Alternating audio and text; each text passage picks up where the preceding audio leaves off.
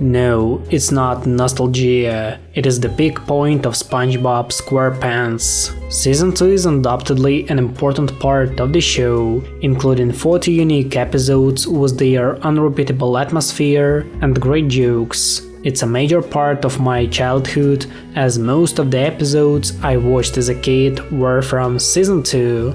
This year, I'm turning 22, and it's so enjoyable to rewatch all the episodes as an adult, because now I can fully understand how good the show was when I was a kid. There it is, Grandma's house. What wonders await me today? For me, the main association with Season 2 is the episode called Squidward, which perfectly marks the difference between the first and the second season. The entire atmosphere became much funnier, and we can see it from the first few seconds, when SpongeBob and Patrick started playing with the reef blower. Hey, you got the same reef blower as me! Tag, you're in! We haven't improved Squidward's day yet. Let's do his house. This season has no more feeling of emptiness, and the same can be said about loneliness. In the end, we decided to just give it all away. Coming in, sir! I'm getting back in line. I guess that Steven Hillenburg wanted to make an accent on humor, as it is a calling card of this season. He also put a significant emphasis on character development. Squidward opens to us from different sides, and his irritability becomes even more obvious as he starts hating his neighbors even more. We're playing with our new reef blowers. Playing with a reef blower? That is the most childish thing I've ever heard of. But it's fun. Squidward, you're steaming. You're like a steamed vegetable, only smarter. However, Steven Hillenburg also wanted to show us that Squidward is a very complicated character. That's why he can't live in the perfect society of tentacle acres and becomes the person he always hated in SpongeBob and Patrick. Playing with a reef blower? That's the most childish thing I've ever heard of. But it's fun! Grievances! This town is a grievance! There should be a law against so many stuck-up tightwads living in one place! This city needs to be destroyed! On the other hand, we've got the episode called Christmas Who, in which Squidward opens to us from his best side, trying to make a real holiday for SpongeBob and the citizens of Bikini Bottom. Right! I'm Santa! Santa! This is the greatest gift you could have given me. Thank you for bringing Christmas to Bikini Bottom.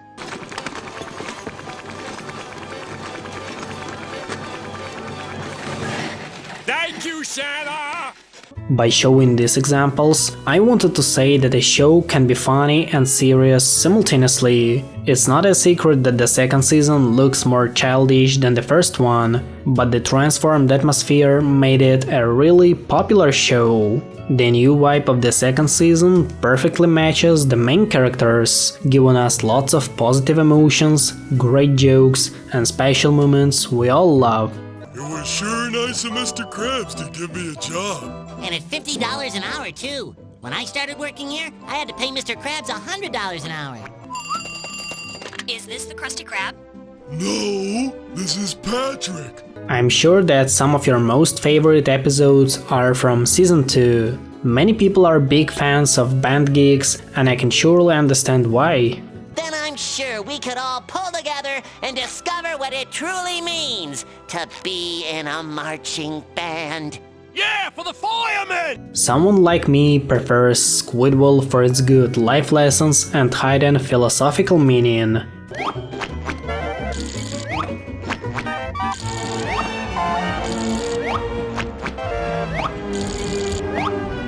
Or you like Big Pink Loser for its iconic memes, which made the show even more popular. Patrick, that's a pickle. Yes. First, get a jar. Patrick, that's a pickle. Yes. You need a jar. Of course, I cannot mention my favorite character, Patrick. Unfortunately, it wasn't the best season for him, as he was turned into a full idiot. Don't get me wrong, I like Patrick's stupidity, but I also want to see his good moves, such as supporting SpongeBob or being philosophical. It would be really nice to see a smart Patrick, at least for a few seconds. Patrick, what's with the home improvement? Hey, Patrick! Hey pal, you just blowing from Stupid Town? Keep trying, Patrick. We also lost the iconic calm feeling of Conch Street. We see more interactions inside SpongeBob's house, but they don't feel the same as playing outside. Oh, he said my name. Wow! How'd you train him to do that? Ow! He bit me! Of course, we had some good episodes that took place on the iconic street, but they don't feel the same anymore. You are coming home with me right this instant. Say goodbye to Patrick, Gary.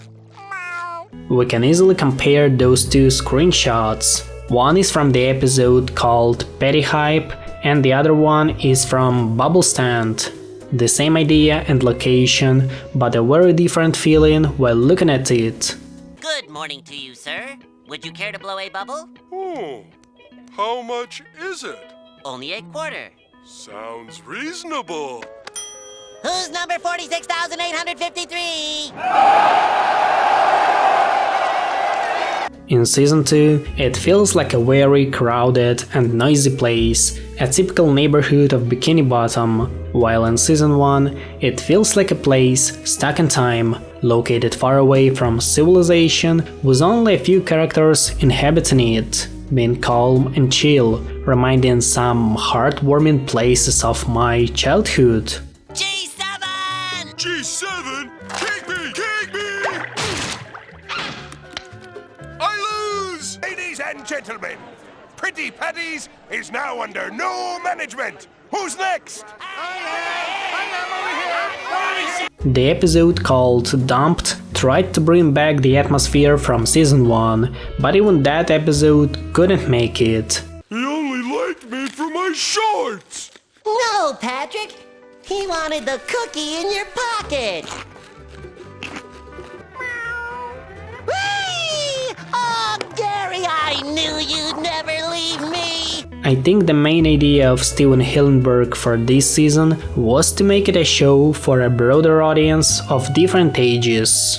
Of course, it affected the quality of the episodes, but I don't consider it a huge problem, as most of them were awesome.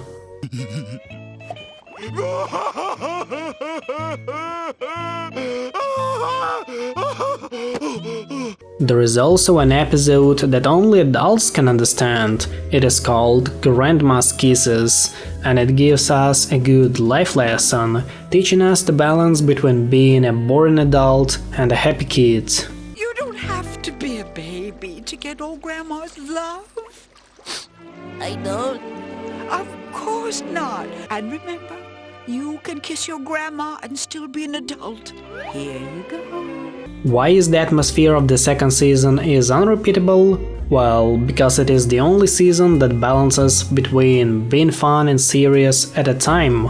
We've got some deep episodes with good life lessons combined with episodes like I'm with stupid.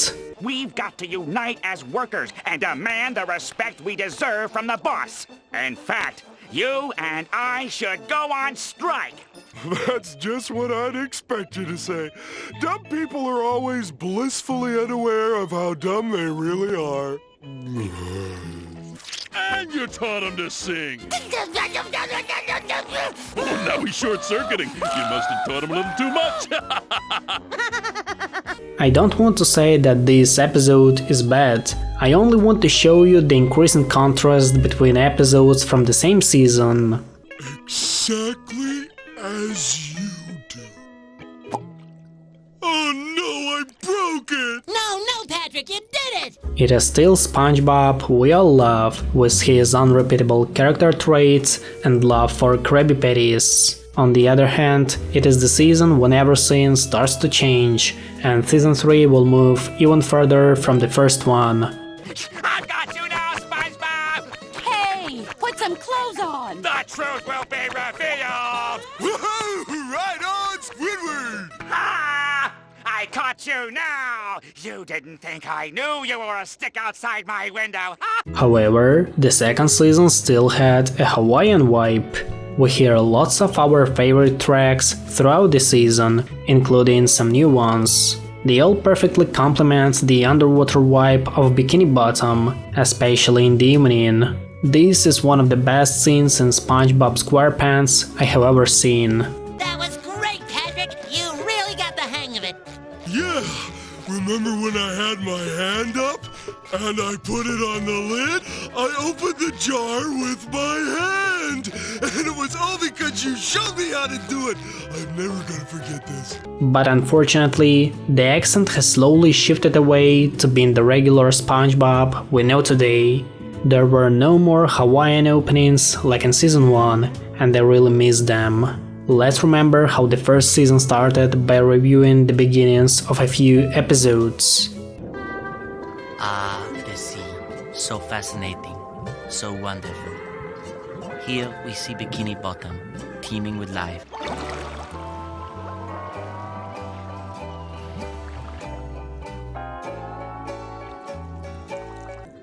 Wow! Squidward, this is the best souffle you have ever created. I don't want to say that this SpongeBob is bad or unwatchable. I like season 2 for its genuinely unique feeling of happiness and serenity. I won't lie if I say that this season cheered me up in some situations when my mood was opposite to being happy. You, Squidward? No! Are you, Squidward? No! Are you Squidward? That's okay, take your time. Gary? I thought what we had was special! Being grown-up is boring. I love being a baby. Besides, I don't get jazz. Cookies. All right. Rewards, huh? Well, yeah, there's... One of those oversized hair dryers. Like this.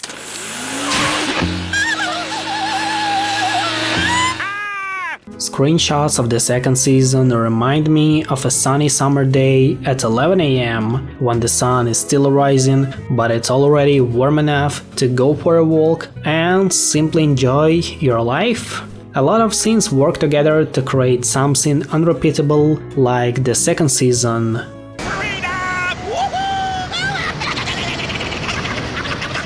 Well, we know one thing. It sure isn't that guy. Thanks for watching, I hope you enjoyed it. Here are some other videos you can watch as well.